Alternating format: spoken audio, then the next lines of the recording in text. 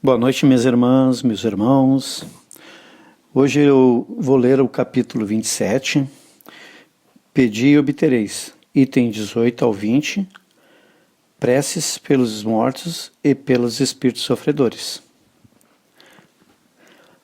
A prece reclamada pelos espíritos sofredores, ela lhes é útil porque, vendo que pensam neles, sentem-se menos abandonados, menos infelizes. Mas a prece tem sobre eles uma ação mais direta. Reerguer-lhes a coragem, excitar-lhes o desejo de se elevarem pelo arrependimento e pela reparação.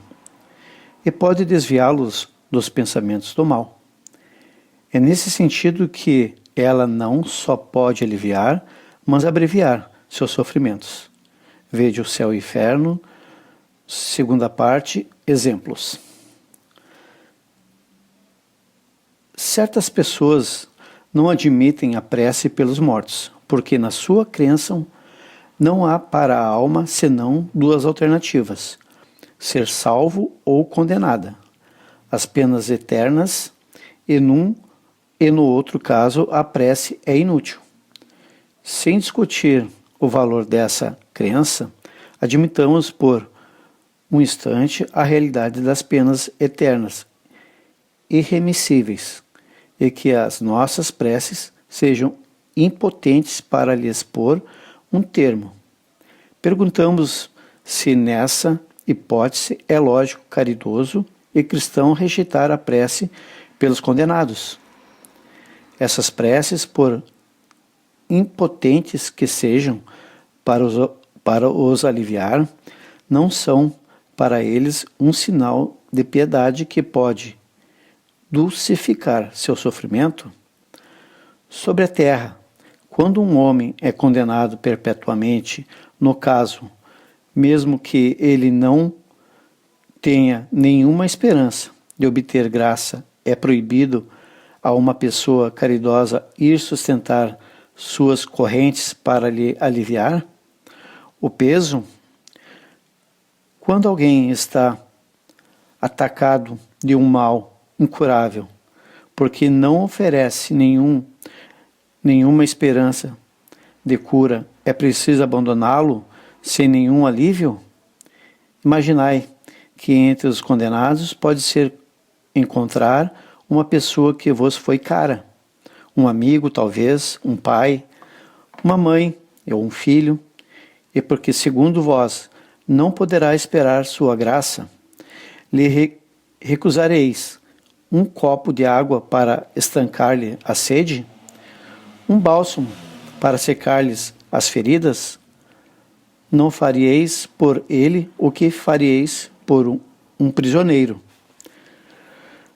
Não lhe dareis um testemunho de amor, uma consolação. Não, isso não seria cristão. Uma crença que resseca o coração não pode aliviar como a de um Deus que coloca em primeiro lugar, entre os deveres, o amor próximo.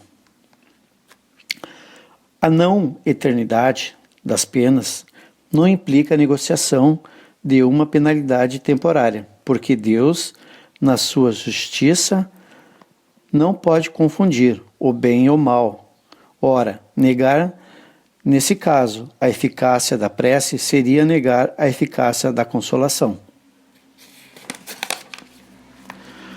Do encorajamento e dos bons conselhos seria negar a força que áurea na existência moral daqueles que nos querem bem. Outros se confundam numa razão mais especiosa: a imutabilidade dos decretos divinos. Deus, dizem eles, não pode mudar a sua decisão a pedido de suas criaturas. Sem isso, nada seria estável no mundo. O homem, pois, nada tem a pedir a Deus. Não tem senão o que submeter e adorá-lo. Há nessa ideia uma falsa aplicação da imutabilidade. da lei divina, ou melhor, em ignorância da lei no que concerne a penalidade futura. Essa lei é revelada pelos Espíritos do Senhor, hoje que o homem está maduro para compreender o que na fé está conforme ou contrário aos atributos divinos. Segundo o dogma da eternidade absoluta das penas, ao culpado não se tem em conta seus remorsos e seus arrependimentos. Para ele, todo desejo de se melhorar é supérfluo e está condenado a permanecer perpetuamente no mal. Se está condenado por um tempo determinado, a pena cessará quando esse tempo tiver expirado. Mas quem diz que então terá mudado para melhores sentimentos? Quem diz que, a exemplos de muitos condenados na terra, na sua saída da prisão, não será tão mal quanto antes? No primeiro caso, seria manter na dor do castigo um homem que retornou ao bem. No segundo, agraciar aquele que permaneceu culpado. A lei de Deus é mais previdente que essa, sempre justa, equitativa e misericordiosa. Não fixa nenhuma duração. A pena, a qualquer que seja ela, se resume assim. Bom, meus irmãos, é como fala aqui, né? A não determinada das penas não implica a negação de uma penalidade temporária, porque Deus, na sua justiça, não pode confundir o bem e o mal. Ora, negar, nesse caso, a eficácia da prece seria negar a eficácia da consolação. Então, a prece é nosso elo de ligação com Deus, com os nossos irmãos do plano espiritual, da espiritualidade, né? Onde até muitas vezes intercedem, né? Nas nossas dificuldades que nós temos diariamente, até inclusive a oração para as pessoas que foram condenadas por um motivo ou por outro, né? São nossos irmãos e independente do que eles cometeram, nós temos que orar, temos que pedir, temos que interceder a Deus para que possa ele receber uma segunda penalidade, receber uma segunda oportunidade.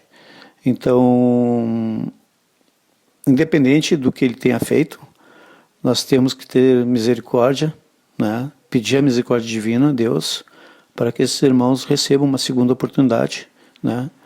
E cabe a ele, né? Aproveitar o momento, a oportunidade que Deus está dando para tentar, né? Quando retornar ao plano espiritual, né?